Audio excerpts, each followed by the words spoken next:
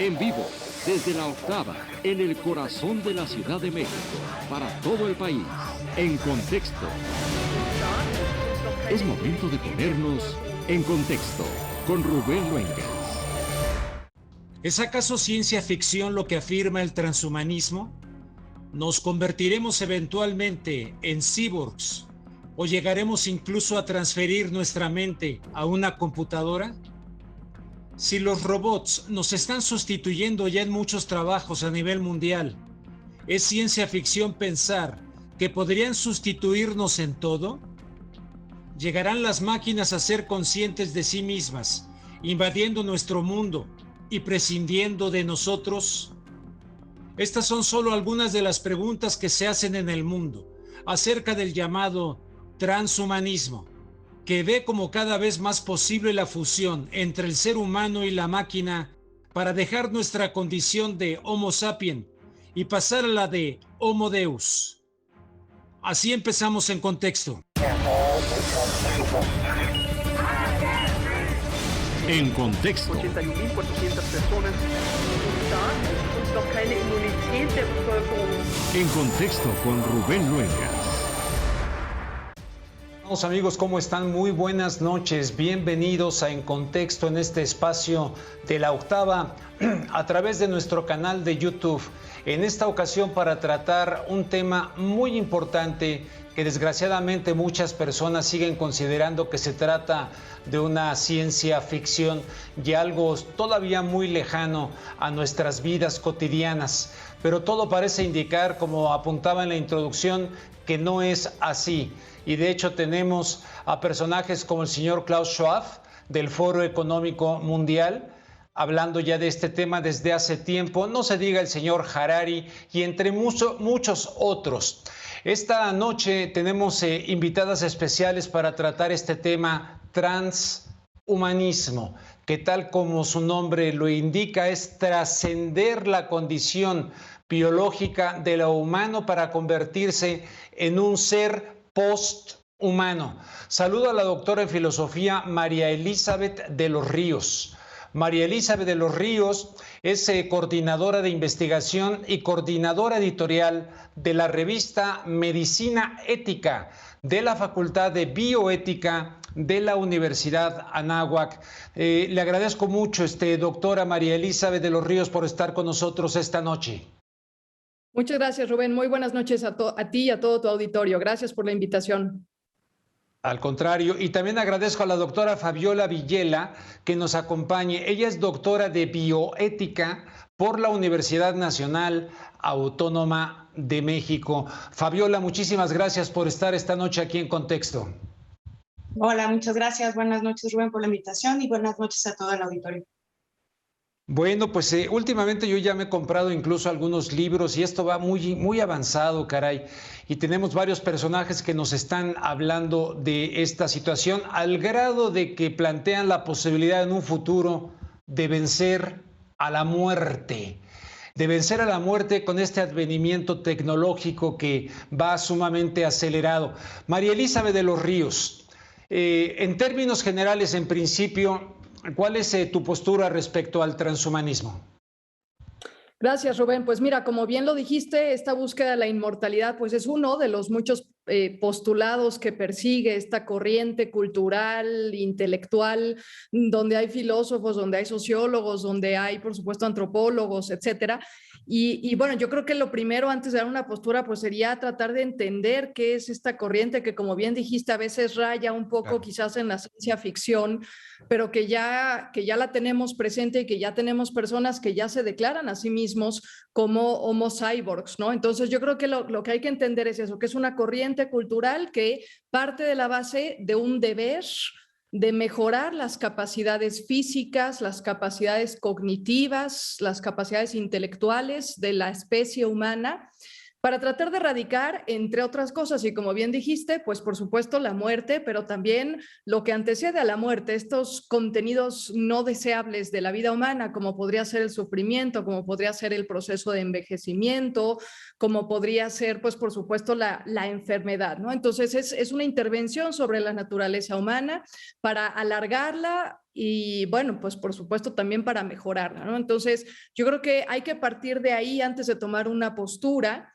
Y la postura pues yo creo que no hay que analizar y hay que hilar muy fino, porque dentro de los transhumanistas pues por supuesto hay quienes sí consideran la ciencia ficción como parte de un elemento constitutivo y quienes lo están tomando con toda seriedad y con toda profundidad.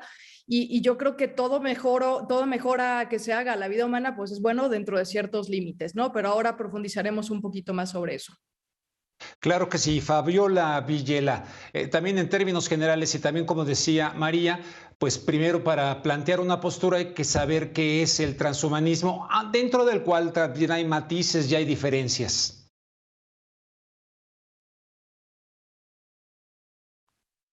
Comentaba, ¿no? Este transhumanismo en realidad es un movimiento, sí, pero tiene muchas variantes, ¿no? Es cultural, intelectual, científico, y esta última parte es interesante, sobre todo porque sí hay dentro del ámbito científico gente interesada en desarrollar tecnologías que sirvan para mejorar, ¿no? Sobre todo en el ámbito cognitivo y en el ámbito genético, porque esta es uno de los principales objetivos, que podamos mejorarnos no solo a través de lo maquinal, sino poder modificar los genes más bien de nuestra descendencia, ¿no?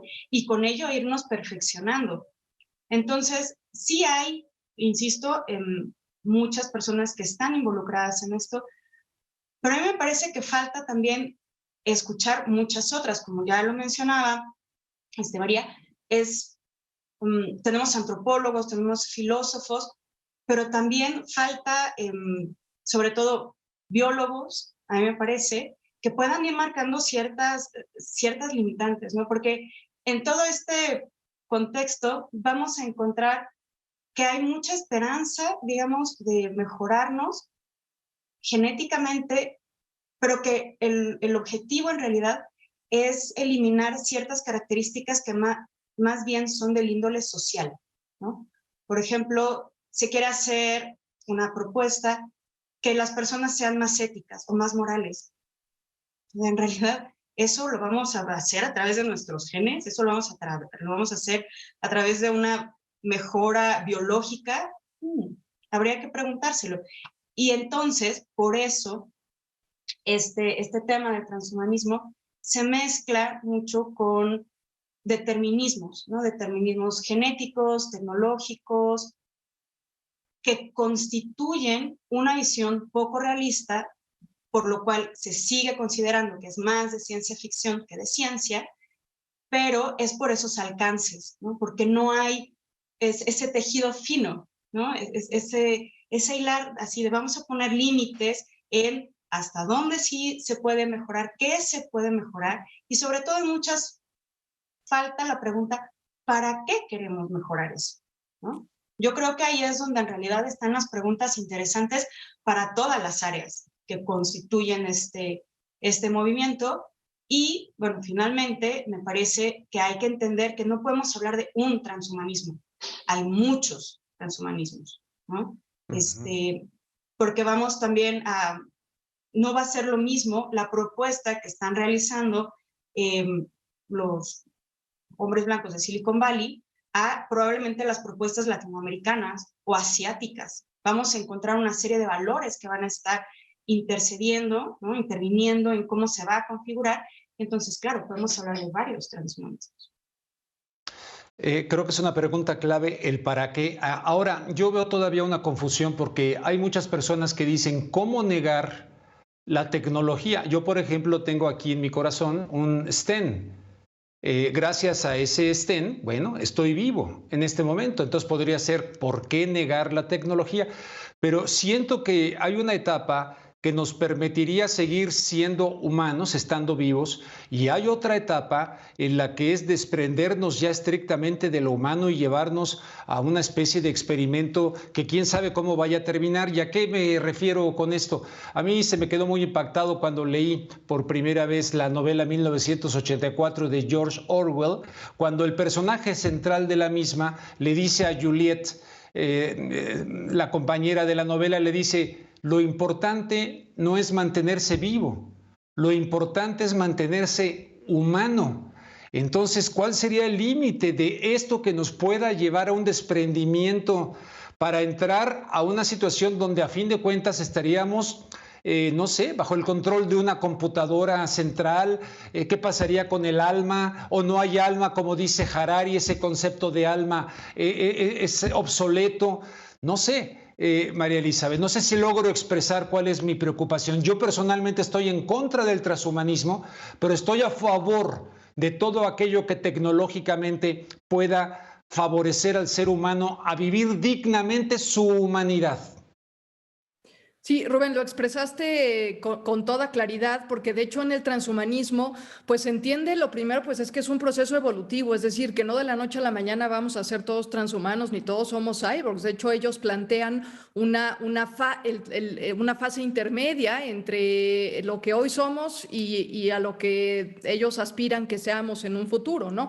Y por eso esta distinción tan importante entre un transhumano y un posthumano, ¿no? ¿Qué es esto que tú estás expresando? El transhumano es este ser humano que va evolucionando, al cual se le va incorporando la biotecnología para ir mejorando determinadas capacidades físicas o cognitivas, pero que permanece y conserva su identidad y su esencia como humano. Pero en cambio, hablar de un posthumano, que también está muy presente en estas ideas de los transhumanistas, pues ya implica un cambio de esencias. Es decir, yo por eso, bueno, yo soy filósofa, pero no lo hago por eso, sino creo que uno de los principales problemas del transhumanismo radica a nivel filosófico, porque si estamos hablando de un posthumano, estamos hablando de algo que está después de lo humano, es decir, estamos hablando de algo que ya no es humano, pero entonces, ¿qué es? Pues quién sabe, puede ser una máquina, unas máquinas superinteligentes, así lo han propuesto algunos transhumanistas, puede ser un cyborg completamente, y aquí recuerdo películas como El hombre bicentenario o películas como Inteligencia Artificial,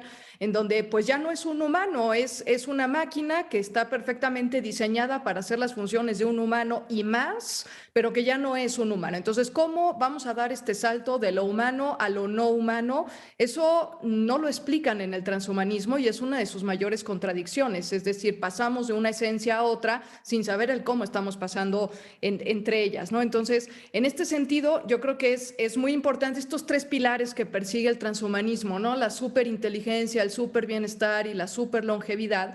Yo creo que habría que cuestionarles la filosofía que hay detrás, habría que cuestionarles el cómo, porque efectivamente también, y ya lo dijo mi compañera Fabiola, y tú lo acabas de expresar también con mucha claridad, pues no es lo mismo una intervención que tiene como fines, una intervención biotecnológica en el cuerpo humano que tiene como fines curar o suplir alguna función motriz del cuerpo humano que está carente de forma natural o por una cuestión accidental, donde claramente hay una intención. Nosotros en bioética hablamos del principio de beneficencia, donde hay una intención de beneficiar a ese paciente, que es el caso, por ejemplo, de un stent que tú estabas mencionando, a una intervención en donde no hay un fin terapéutico, porque no hay una razón para intervenir. Y entonces se interviene simplemente porque se quiere potenciar determinadas capacidades o determinadas habilidades, que es el caso de muchos personajes que ya conocemos hoy por hoy. No tiene caso que los mencione, simplemente uno quizás es el más conocido, el caso de Neil Harbisson, que tiene una antena puesta en su cabeza porque tiene una enfermedad que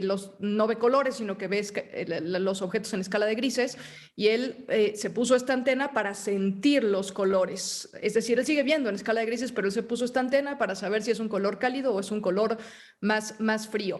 Bueno, en ese caso hay quizás una razón para intervenir, pero hay otros casos en donde no hay una razón para intervenir y simplemente se quiere potenciar. Entonces, ¿cuál es el límite entre curar algo o atender quizás a un deseo o a un capricho que incluso pudiera ir en contra de la propia naturaleza y romper con esta esencia de lo humano que tú estabas mencionando? Ahora, esta parte sería el sustituir la evolución por la incorporación de lo tecnológico al cuerpo. Pero está la otra, la manipulación genética, porque hay dos vías, ¿no?, para llegar a ese ser poshumano. Y yo digo, bueno, ok, si se puede evitar que una persona nazca con síndrome de Down, que una persona no nazca con autismo, etcétera, ok, o sea, bienvenido. Pero en un momento dado esa manipulación genética también pudiera llegar a atentar en contra de la esencia de lo humano, ¿no? María, sigo contigo y luego las dos preguntas con Fabiola. Sí, por supuesto. Efectivamente, hay muchos modos de lograr esta mejora, ¿no? Tenemos, por supuesto, el más evidente que es el mejoramiento genético, en donde entra esto que tú estás mencionando, la manipulación genética, y tenemos estas cuestiones tan novedosas por las que hace 3 años 4 años ya estuvimos metidos en muchas broncas. Ustedes recordarán al científico chino que hizo una técnica que se llama CRISPR, que luego lo metieron a la cárcel porque esa técnica no está permitida en línea germinal. Estas modificaciones que incluyen y pasan por la eugenesia embrionaria, que pasan por cuestiones como el alargamiento de los telómeros para vivir un poco más, etcétera, pero también tenemos las mejoras cognitivas, también tenemos la criopreservación, por ejemplo, que es una de las prácticas todavía que ahí sí yo diría que está más ubicado del lado de la ciencia ficción que del lado de la realidad. No hay todavía ningún postulado que declare que efectivamente podemos congelar a una persona y luego reanimarla para que siga viviendo, etcétera. Y claro, estas cuestiones pues son buenas en la medida en que aportan un beneficio, pero también conllevan un montón de riesgos que habría que sopesar y habría que ver la balanza riesgo-beneficio a corto, mediano y largo plazo, por supuesto, ¿no? Entonces, la mejora, como bien dices, pues bienvenida sea, pero si esa mejora va a atentar contra principios tan esenciales y tan fundamentales como la vida, como la dignidad, como la integridad, como la libertad de la persona, pues yo creo que habría que considerarlo 2 veces, ¿no? Fabiola Villela, lo que quieras comentar al respecto, y ya nada más enfatizo aquí una preocupación, pues es el control de la humanidad. Yo sé que esto suena muy a película, teorías conspirativas, eso que le han inoculado a la gente para alejarse o no entender este tipo de procesos, pero la historia de la humanidad ha sido la historia también del control de unos pocos por las mayorías, ya sea políticamente, religiosamente, etcétera. Quiero recordarle a la audiencia que el expresidente Eisenhower, en su último discurso muy famoso que advierte del complejo militar industrial, antes de entregarle la estafeta a Kennedy, advierte del secuestro por parte de una élite tecnológico-científica de las políticas públicas. Entonces, todo esto se viene aplicando. Siento yo que el corazón de esto está en Silicon Valley, y evidentemente por ejemplo, próximamente voy a entrevistar a una investigadora argentina que habla del transhumanismo para la vigilancia intracorporal. O sea, nos quieren tener totalmente controlados, y una vigilancia ya no de a dónde vas y qué compras, sino de la vigilancia intracorporal para ese ser poshumano. No sé si me explico, Fabiola.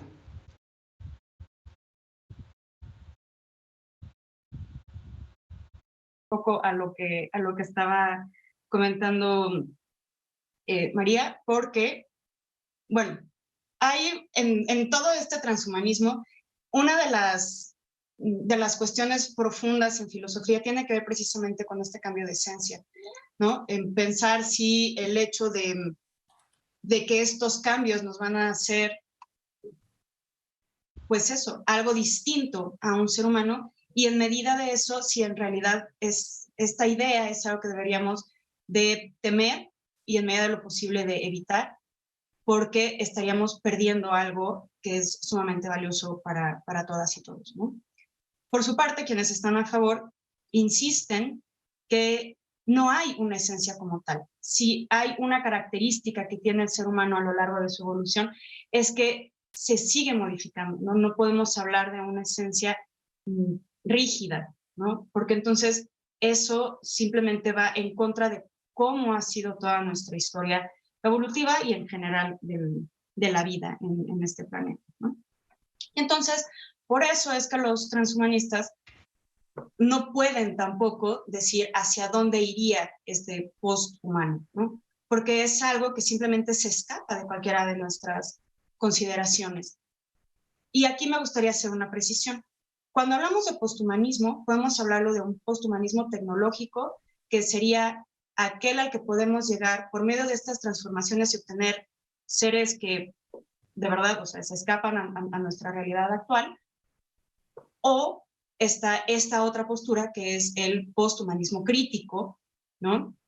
Que tiene que ver más con la forma en la que nos consideramos como humanos, ¿no? Como humanidad, y es preguntarnos nuevamente por esa idea de, bueno, ¿hacia dónde queremos ir, ¿no? Como sociedad? No tanto a través de lo tecnológico, sino en la relación que tenemos con los otros, ¿no? Con los otros humanos, pero también con los otros sexuados, con los otros racializados, con los otros animales, con el otro entorno, ¿no? Y entonces atender esa pregunta generaría un cambio tan importante en la forma en la que nos entendemos como seres humanos, que eso nos convertiría en posthumanos, ¿no? Tan alejados filosóficamente de esto que tenemos ahorita, ¿no? De estas ideas en donde seguimos maltratando, utilizando, ¿no? Usando todo lo demás simplemente porque está ahí o porque queremos o porque nos conviene. Insisto, el cambio sería tan grande, tan profundo que podríamos estar hablando entonces de un posthumanismo más filosófico, ¿no? Por eso se le llama crítico, y no tanto a través de una vía tecnológica, y en realidad esa es la idea que a mí me gusta, ¿no? Sí va a haber cambios tecnológicos, insisto, me parece que la pregunta fundamental con estos es ¿para qué los queremos hacer? Porque en realidad es impresionante ver cómo los temores y las propuestas a veces van encaminadas a es que podríamos tener sociedades mucho más empáticas. Bueno, pero es que eso, no, insisto, no necesariamente viene a través de un cambio tecnológico, ¿no? Viene a través de un cambio social fuerte. Y entonces ahí estaría, ¿no? este posthumanismo crítico actuando. Y en ese sentido, a mí la idea de que se pierda una esencia, pues no me parece grave, ¿no? Porque en realidad no considero que se esté perdiendo, simplemente se estaría modificando, y en este sentido de mejora, me parece que eso sí podría ser una mejora mucho más interesante que se desagrega de la idea de progreso, ¿no? Porque eso es lo que pasa con el transhumanismo y el posthumanismo tecnológico. Van de la mano de una idea de progreso tecnológico, en donde esta idea no es como una meta ahí puesta en algún punto en el espacio y al que tendríamos que llegar, pero es que eso no existe, pues, ¿no? Entonces, entendernos con esta posible flexibilidad, ¿no? Es algo que, insisto, me parece muy interesante. Ahora bien, con esto mismo, y ahora sí retomando lo que tú decías, más bien de que con la ingeniería genética se podría evitar ciertos nacimientos o ciertas mejoras en la salud, sí, digamos, ese es uno de los objetivos que tiene menos crítica, pero, y aquí siempre viene el pero, ¿quiénes tendrían acceso?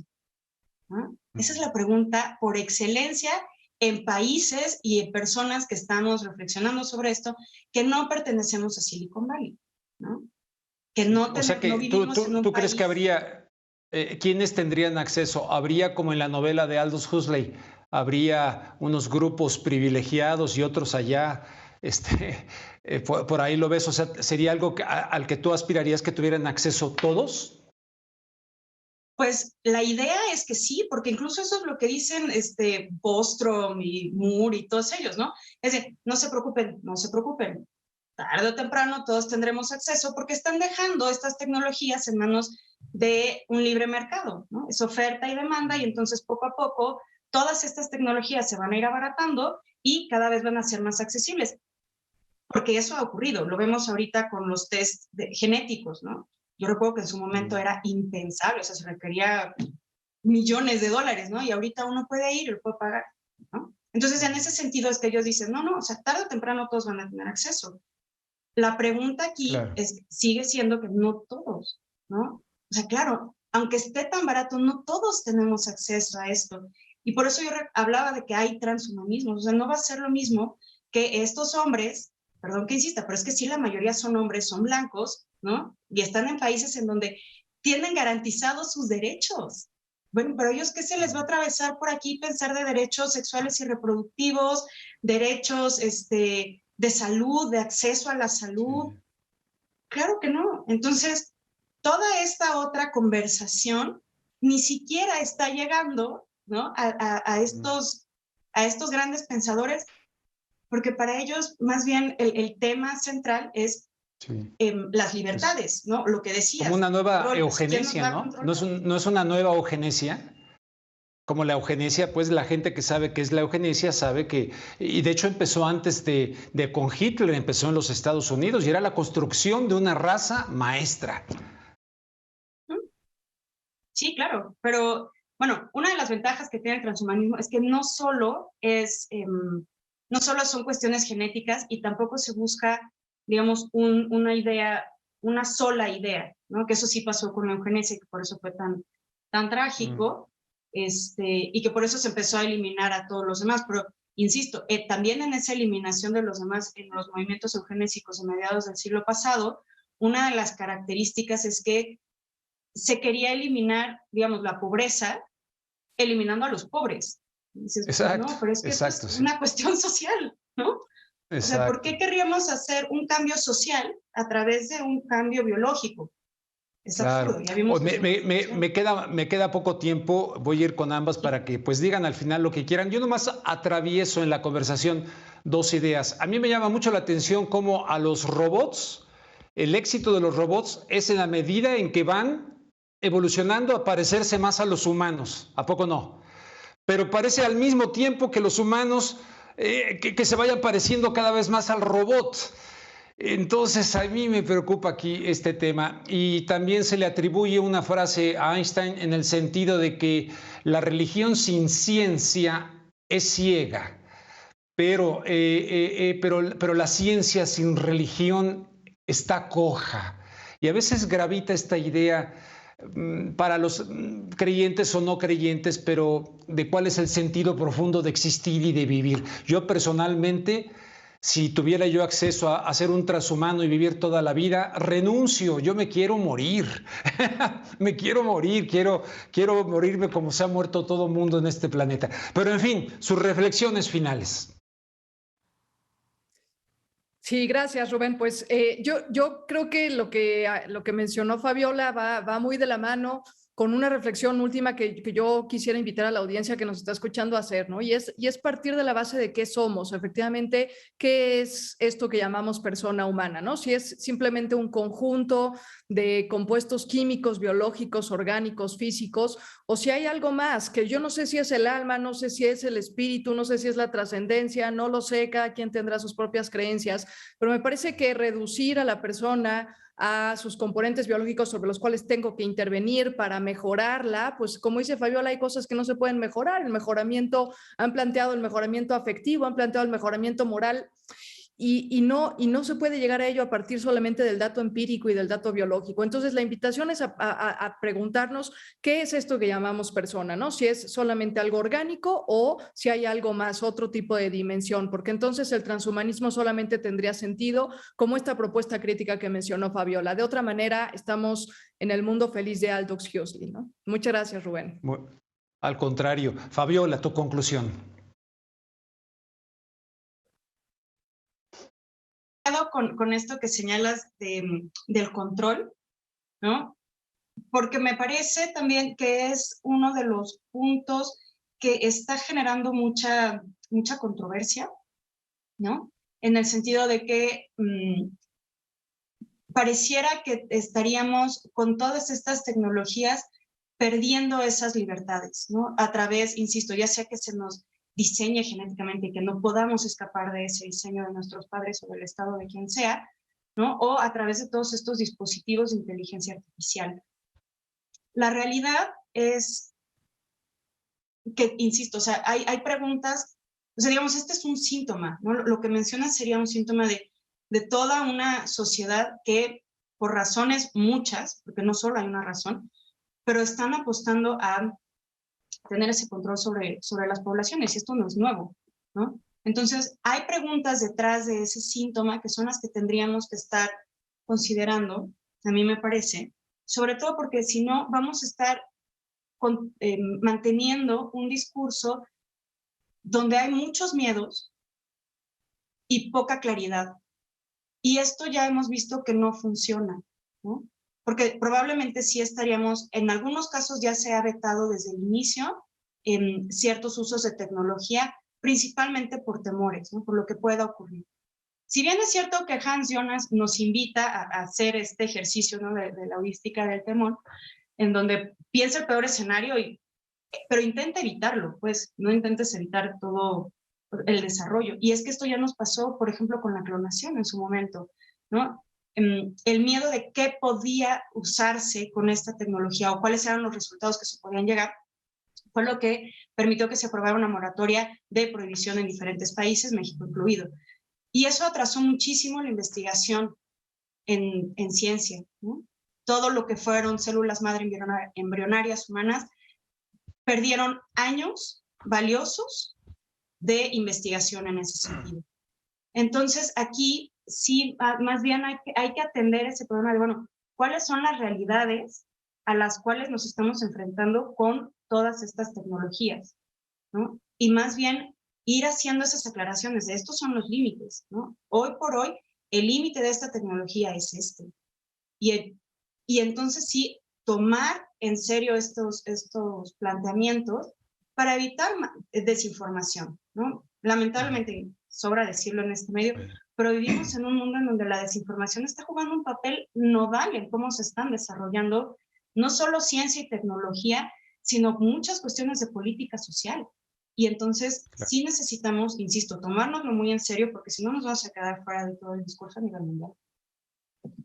Fabiola Villela, muchísimas gracias por participar esta noche aquí en Contexto para asomarnos a un tema que es muy vasto, muy amplio, muy complejo. Estamos dejando muchas cosas atrás, pero al menos que la gente que nos ve. María Elizabeth, te agradezco también tu participación. A ambas, muy buenas noches y gracias por estar en Contexto. Muchas gracias a ustedes. Buenas noches. Gracias. Estimados amigos, si me permiten, vamos a hacer una pausa, pero voy a regresar con un tema candente. ¿Qué concluyeron los de la OTAN allá en España? Estamos cerca de una tercera guerra mundial. Bueno, ya estamos en ella, pero digo, ya no fría, sino caliente. Regreso con más información en Contexto. Regresamos en Contexto. Ahora la Octava Noticias es 100% digital. Entrevistas con enfoque personal, divertido y muy humano. Entérate de los gustos, qué piensan y sueñan los políticos y funcionarios más allá de su compromiso con la nación. Pero me encanta ir a la vieja. Todo el día es latino. Willy Colón, Blades. El lado B con Edgar Estrada. Todos los miércoles a las 8 p.m. a través de nuestro sitio web y canal de YouTube. La Octava, periodismo de verdad. Ahora La Octava es 100% digital. No te pierdas la nueva programación del canal de La Octava en YouTube. Conoce todos los detalles de la información del día en los noticieros de Luisa Cantú y Jesús Escobar. Empápate de los sucesos que mueven al mundo a través de Debatiendo con Carlos Castellanos, En Contexto con Rubén Luengas y El Octágono con Hernán Gómez. Sal al encuentro de grandes personajes a través de El Lado B con Edgar Estrada. La historia y el pulso ciudadano de México en El Conversatorio con Daniel Rosas. El Día Que y Crónica Urbana con el equipo de reporteros de La Octava. Y Revelaciones. Todo esto y más aquí, en el canal de La Octava en YouTube. Ahora la Octava Noticias es 100% digital. Presentamos El Conversatorio con Daniel Rosas. Estos actorcillos que ahí andan ahora preocupados por el Tren Maya. Un espacio donde tú eres parte fundamental. Pregunta lo que quieres saber directamente a nuestros invitados. ¿Y el tema de los bombos? Pues expropiamos el terreno. Encarcelamos a un clan. Todos los jueves a las 9 p.m. a través de nuestro sitio web y canal de YouTube. La Octava, periodismo de verdad. Continuamos en Contexto. Bien, estimados amigos, aquí de regreso en Contexto, después de asomarnos, nada más fue una asomadita al tema del transhumanismo porque es muy amplio y muy complejo, hay diferentes posturas. Vamos a pasar a la cumbre de la OTAN que se desarrolló en Madrid, España, y que entre las conclusiones que obtuvo es que el enemigo sin duda es Rusia. Evidentemente, la futura incorporación de Suecia y de Finlandia y el papel que señalaron de China y otros asuntos, el aumento de dinero para el armamento, etcétera. Una nueva guerra fría. Vamos a escuchar primero la colaboración del doctor Pablo Moctezuma Barragán y después regreso con una importante entrevista. Muy buenas noches, estimado Rubén, audiencia. Esta semana se realizó la cumbre de la OTAN en Madrid. El socialista Pedro Sánchez dice que la OTAN es la unidad de las democracias para defender a la democracia. Esta organización política militar nació con la firma del Tratado de Washington y el primer secretario general de la OTAN, Lord Ismay, declaró que el objetivo principal de la Alianza Atlántica en Europa era mantener a los estadounidenses dentro, a los rusos fuera y a los alemanes abajo. Llegó el presidente de Estados Unidos, Joe Biden, a esta reunión que dice ser de las democracias y lo recibe un monarca, el rey Borbón Felipe VI, en la base Torrejón de Madrid. Qué emblemático. Ese mismo rey es hijo de Juan Carlos I, que fue reinstalado en el trono por el dictador fascista Francisco Franco. No hay nada más medieval y anacrónico que esa monarquía. En 1700 comenzó el reinado de los Borbones con Felipe V. 322 años después siguen los Borbones en el trono de España con Felipe VI. En México, con la independencia, expulsamos al rey Borbón Fernando VII. Y este rey Felipe VI todavía defendió el 25 de enero pasado en Puerto Rico la colonización de América, arguyendo que Latinoamérica debería estar orgullosa por la herencia que dejó España durante la conquista, como ellos llaman a la invasión. Biden llegó a la misma base, Torrejón, que con acuerdo del dictador Franco instaló Estados Unidos para sus fuerzas aéreas en Europa. Ellos la construyeron para alojar a los bombarderos de la Fuerza Aérea Estratégica. Ahora, los 30 aliados de la OTAN han aprobado el concepto estratégico de Madrid para lanzarse a la lucha frontal contra Rusia y China y diseñar la hoja de ruta de 10 años para su pacto agresivo y de dominación mundial. La cumbre de Madrid se desarrolla a 5 días de la masacre de Melilla, el asesinato de 37 personas y la represión brutal contra migrantes africanos. Crimen que el presidente de España, Pedro Sánchez, defendió y aplaudió. A los migrantes africanos los acusan de invasores violentos. Y tiene el descaro Pedro Sánchez de hablar de la unión en la OTAN en defensa de la democracia. Además, él declaró que promueven el orden internacional basado en reglas, ojo, en las reglas de las potencias, no en la ley internacional que ellos violan constantemente. El gobierno militarizó Madrid, puso retenes y un gran despliegue de policías antidisturbios. A pesar de todo, el pueblo español desarrolló una manifestación el miércoles 29 en la Plaza Centro de Madrid, donde cientos han lanzado consignas contra la OTAN, pidiendo el desmantelamiento de sus bases militares en España. El secretario general de la OTAN, Jens Stoltenberg, declaró que la organización conducida por Washington está llevando a cabo su mayor rearme desde la Guerra Fría. El nuevo plan implica aumentar de los actuales 40,000 soldados a 300,000. Cuidado, existe gran peligro para el mundo y para México también, pues como trascendió en noviembre del año antepasado, el general Lloyd Austin, secretario de Defensa de Biden, quiere sumar a México a la OTAN como socio global, lo que ya se aplica en Colombia, y obligarnos a cuadruplicar el gasto militar.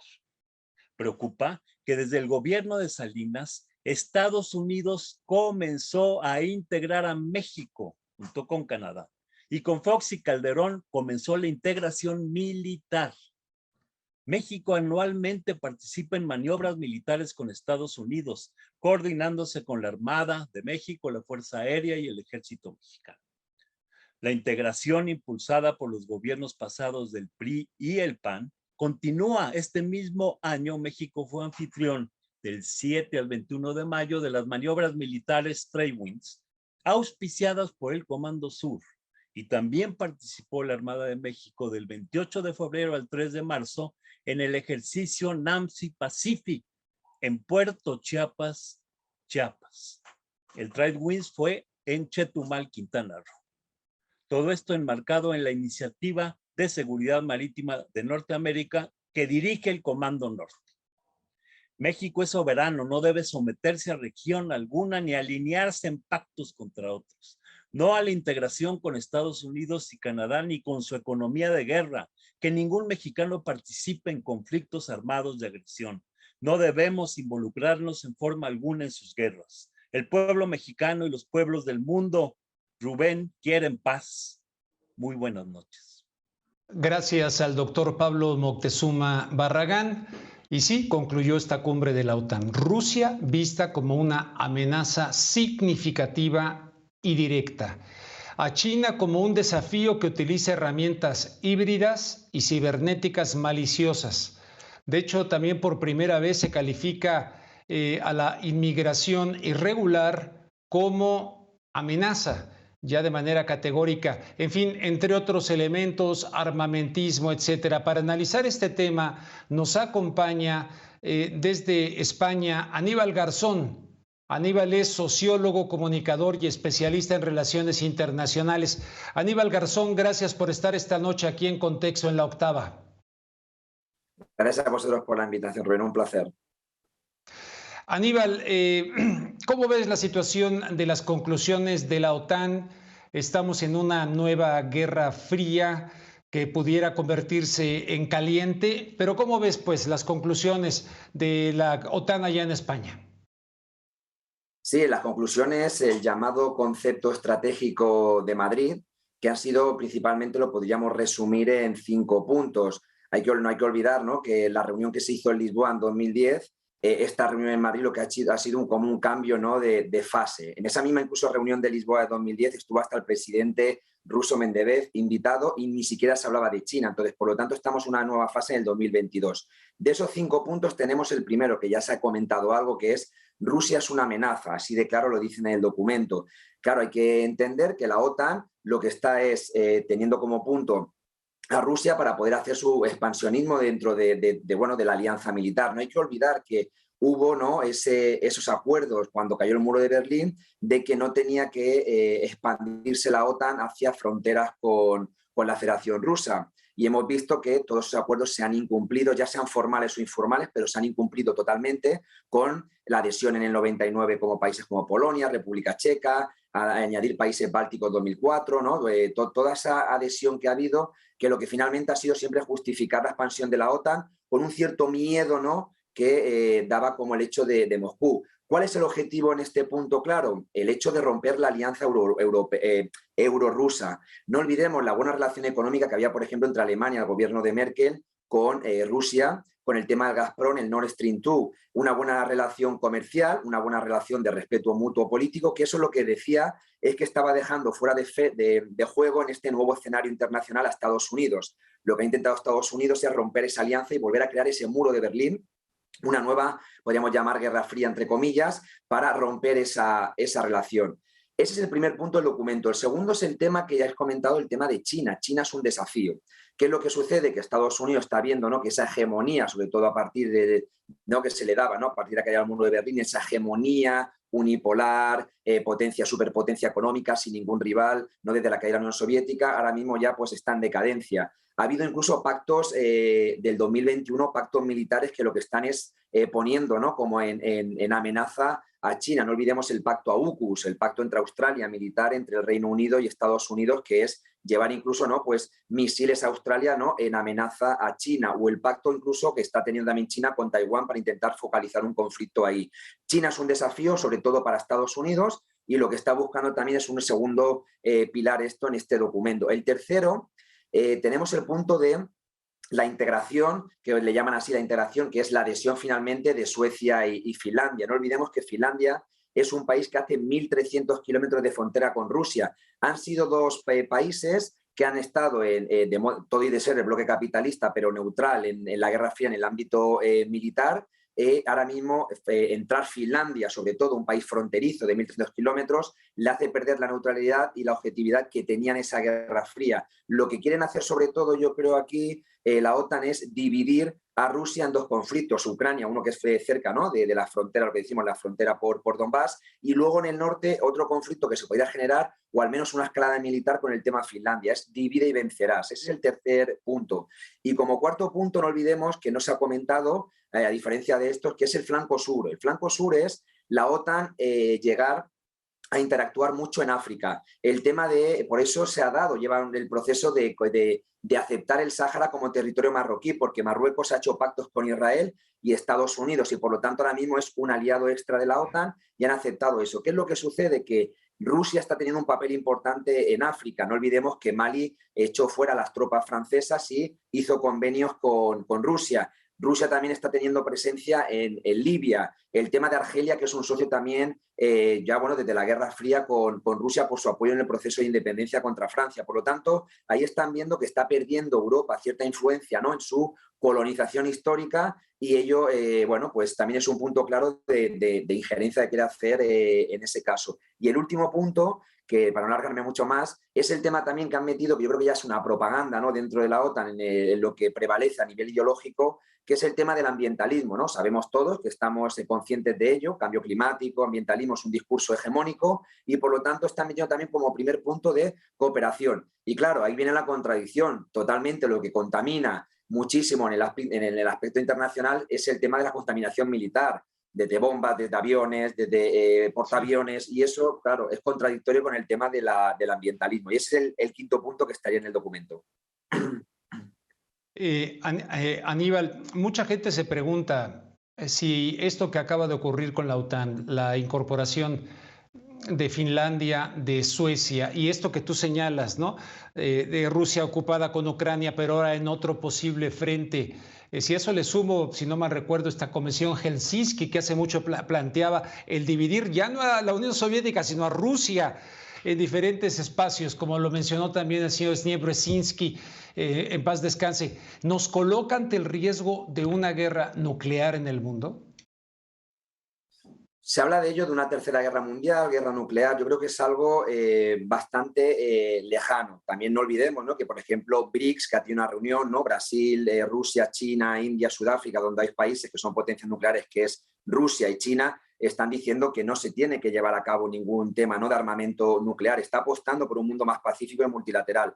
Desde el otro punto de vista del bloque occidental, no creo que vayan a ello. Lo que yo creo que tienen como estrategia es un desgaste económico, un desgaste militar, intentar en todo momento con conflictos más cercanos en fronteras a las potencias emergentes. Es decir, el primer punto sería el caso de Ucrania, ese conflicto que lo que le acaba interesando a los países de la OTAN es que ese conflicto sea duradero, ese conflicto que focalice mucho en la política económica, militar, ¿no?, a Rusia y finalmente la acaba desgastando. No olvidemos que están intentando, con la complejidad y las diferencias que hay, pero uno de los fenómenos que se dice de la caída de la Unión Soviética en su momento fue la guerra de Afganistán, un conflicto duradero de casi 10 años. En este caso van a intentar eso, un conflicto duradero que les da igual a Occidente, le da igual a la OTAN que se ha destrozado el país, ¿no?, totalmente de Ucrania, le interesa finalmente que dure ese conflicto lo máximo posible, llevando armamento, sin ser un miembro de la OTAN, pero llevando toda esa asesoría. Yo creo que ese es el pilar esencial que van a intentar para que Rusia se genere una economía militarizada y pueda llevar a cabo pues, una crisis interna. Lo otro que van a intentar también es con China. China, vuelvo a decir, lo que tienen es también, van a buscar el hecho de enfrentar a China o acorralarla cerca de su territorio. Uno de ellos, volvemos a decir, es Taiwán. El hecho de que Taiwán está teniendo ayuda militar por parte de Estados Unidos, ha hecho presencia a Estados Unidos, y eso lo ha dicho la presidenta de Taiwán mismo, que ha hecho presencia. Entonces, la manera también de que finalmente China tenga también problemas cercanos y no se pueda pues, llevar a cabo, ¿no?, el hecho de su expansión, por decirlo así, militar, porque los problemas los tiene cerca de casa. Además de eso, también Japón incluso está pidiendo las islas, ¿no?, cerca de Rusia, y también es una cosa que están intentando. Por lo tanto, en definitiva, lo que va a intentar Occidente, la estrategia, más allá de una guerra nuclear, es generar conflictos, microconflictos por frontera, tanto a Rusia o China, para que eso le pueda llevar pues, a un desgaste militar y sobre todo centrar su economía en el tema militar, que lo que le puede hacer es no generar esas economías emergentes y además llevar una cierta crisis en los países BRICS. Yo creo que esa es la estrategia. Lo nuclear tercera guerra mundial es lejano y espero que sea muy lejano, aunque bueno, nunca podemos eliminar hipótesis en el escenario internacional. Así lo esperamos también nosotros, Aníbal. Al principio de tu conversación citabas aquello de no aproximarse la OTAN. De hecho, yo tengo muy presente aquel acuerdo que se llamó 2+4, las dos Alemanias y los ganadores de la Segunda Guerra Mundial. James Baker concretamente viajó a Moscú y le ofreció a Gorbachev esto que tú decías, pero no quedó por escrito. Entonces acá pues en Occidente, en México, en mismo España, en fin, pues los medios de comunicación, no estoy defendiendo ni mucho menos, pero satanizan tremendamente a un Putin que evidentemente no es la Unión Soviética, que es un conservador de hecho en muchos aspectos y que a fin de cuentas creo yo que esto que se violó y que no se ha cumplido fue acotarlo de manera tal que haya una razón existencial de Rusia para tener pues una defensa. ¿Esto es correcto o estoy equivocado? Yo creo que lo que sobre todo ha sido una posición que no viene de ahora de algo nuevo. No olvidemos el discurso de Putin de la conferencia de Múnich apostando por un mundo multipolar. Yo creo que lo principal es entre lo unipolar y lo multipolar, pero que es la esencia, ¿no? La pérdida de hegemonía de Estados Unidos, del bloque occidental, también la pérdida de peso de la economía internacional de la Unión Europea, y lo que han intentado ha sido ese ahogo a Rusia. Rusia estuvo en la reunión de la OTAN de Lisboa. Rusia dio, sobre todo en los años 90, dio de todo, ¿no? De la mano, que llegó un momento, ¿no? Que en un documental de Oliver Stone con Putin decía que Estados Unidos tenía toda la información de Rusia. Rusia se había convertido en el escenario internacional en algo, ¿no? Que de los años 80, de ser una potencia, la Unión Soviética, a ser casi una vergüenza, por decirlo así, internacional. Había cedido lo máximo, pero se ha dado cuenta que lo que había era pues ese elemento de que los rusos siguen siendo los enemigos de Estados Unidos y de Europa y hay que volver, porque finalmente hay unos intereses de económicos. No hay que olvidar, por ejemplo, que Biden ha aprobado el presupuesto militar más amplio de la historia, que llega a casi 800.000 millones, superando lo de Donald Trump. Obama dijo, por ejemplo, que todos los países de la OTAN, y eso viene de Obama, no de Trump, del 2014, la reunión de la OTAN en la cumbre de Newport, que todos tienen que aumentar el 2% de presupuesto de su PIB. Por lo tanto, hay unos intereses económicos, y eso no hay que olvidar que la OTAN son países capitalistas y expansionistas que los que buscan son esa industria armamentística, que tienen sus acciones, su bolsa, le interesa la economía de guerra. La economía estadounidense es una economía de guerra y tiene un pilar principal en los ingresos económicos y en segundo, vuelvo a decir que lo hemos comentado, con esa estrategia intentar dividir, volviendo a crear, ¿no? Ese muro de Berlín, dividir, ¿no? Lo que perdería una parte de su hegemonía si Rusia tuviese una buena relación con la Unión Europea, y eso es un pilar también esencial de la geopolítica internacional. Aníbal, por último te quiero preguntar, mientras ha ocurrido esto allá en Madrid, hubo protestas, yo las presenté también en diferentes espacios, protestas tal vez minoritarias, pero mientras tanto en Estados Unidos el galón de gasolina se ha disparado. En España y en Europa en general, y con este aumento del armamentismo y tal, pues me da la impresión de que se espera, ya no digamos un invierno, sino desde el otoño una situación que tal vez mucha gente va a empezar a reaccionar, porque cómo van a enfrentar con esta crisis energética, posiblemente alimentaria, inflacionaria, donde le siguen echando la culpa Rusia, dijo el señor Biden. Híjole, ¿no se espera para Europa de aquí a fin de año algo, pues no sé si inédito, pero por lo menos en los años recientes? Justamente ha salido un informe ahora, el último mes de junio, que en España ha habido una inflación del 10%. Estamos hablando del segundo país más desigual de la Unión Europea después de Rumanía. Gente muy rica del IBEX 35, pero también gente muy pobre que le quitan la casa todos los días, ¿no? Dentro de los desahucios, ¿no? Es un país totalmente desigual. El 10% de inflación, la comida, el alquiler, no suben, ¿no? Los salarios se han quedado, además, son, comparado con los alemanes o franceses, en minoritario, más o menos unos 1.000 euros al mes, cosa que no llega mucha gente también, además, el nivel de desempleo. La pobreza y la desigualdad está. ¿Y qué está sucediendo? Que Europa, en la geopolítica tan perdida que está, y vemos el caso, por ejemplo, de España, que pese a todo este problema del contexto internacional, España, uno de los principales exportadores que tenía de gas es Algeria.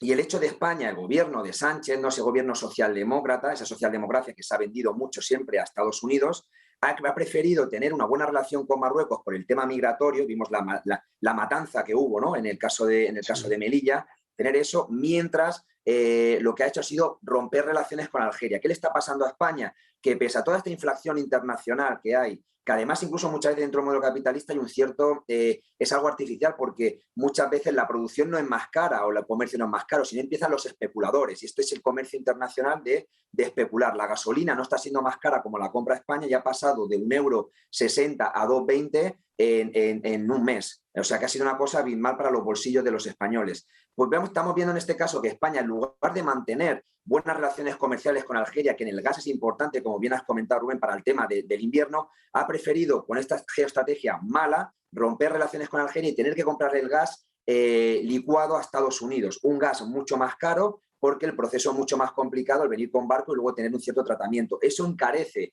eso lo que está haciendo finalmente es encarecer la inflación a nivel, bueno, pues del día a día.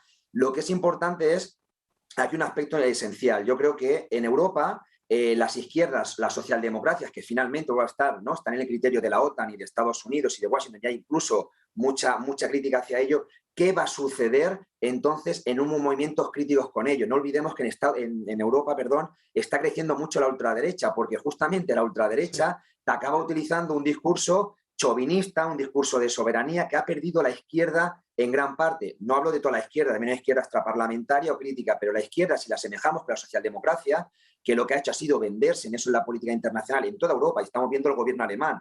Mientras Merkel quería mantener relaciones con Rusia de una manera algo crítica, vemos ahora mismo el Partido Socialdemócrata lo que está haciendo, lo que está pasando también en España, lo que está pasando en Portugal. Por lo tanto, ¿qué es lo que está pasando incluso? Que la ultraderecha está ganando espacio porque esa falsa izquierda, y lo digo así, esa falsa izquierda, lo que está pasando es que se acaba despopularizando el movimiento de la izquierda y la ultraderecha gana espacio. Vox en España, vimos en el caso también de Francia, sin quitar el caso, ¿no?, de Mélenchon, pero vimos también, ¿no?, Le Pen y ese poder. Hemos visto incluso la ultraderecha salir. Hoy en día todos los parlamentos de Europa tienen ultraderecha, excepto, si no me equivoco, Irlanda. Por lo tanto, ese es un problema también que está viendo también los movimientos críticos. Hay que referirse claramente que gobiernos que hacen esa falta de soberanía y esa política otanista no son de izquierda, y creo que es el discurso que tiene que volver para recuperar movimientos sociales como el 15M y otro tipo de movimientos, que se vea claro. Los medios tienen un poder fuerte y eso es algo sectario aquí en Occidente constantemente, que nos acaba afectando en nuestra vida cotidiana.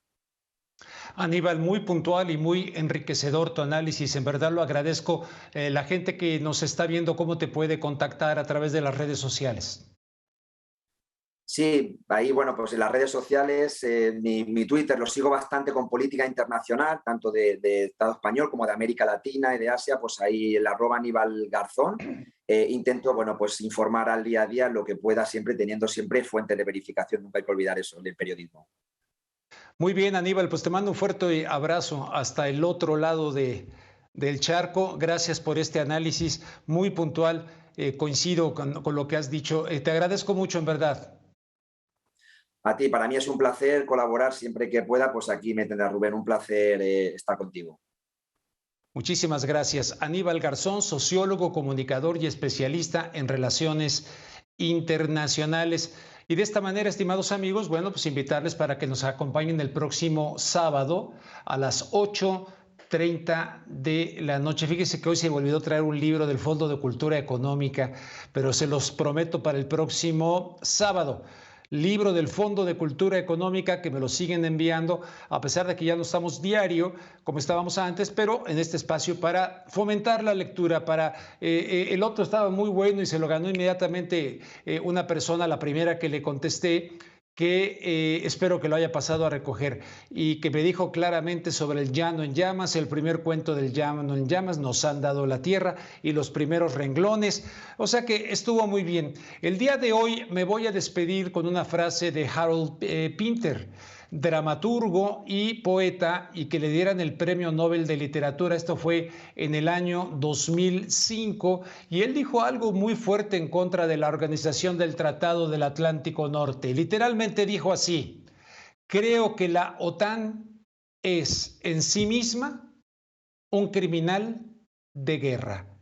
Esto dijo Harold Pinter, y con todo respeto, yo creo que dijo la verdad.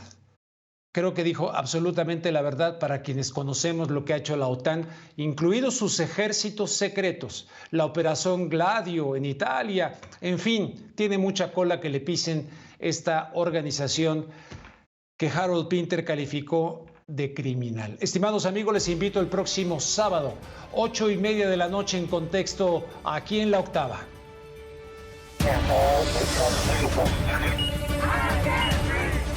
En Contexto. 81.400 personas. En Contexto con Rubén Luenga.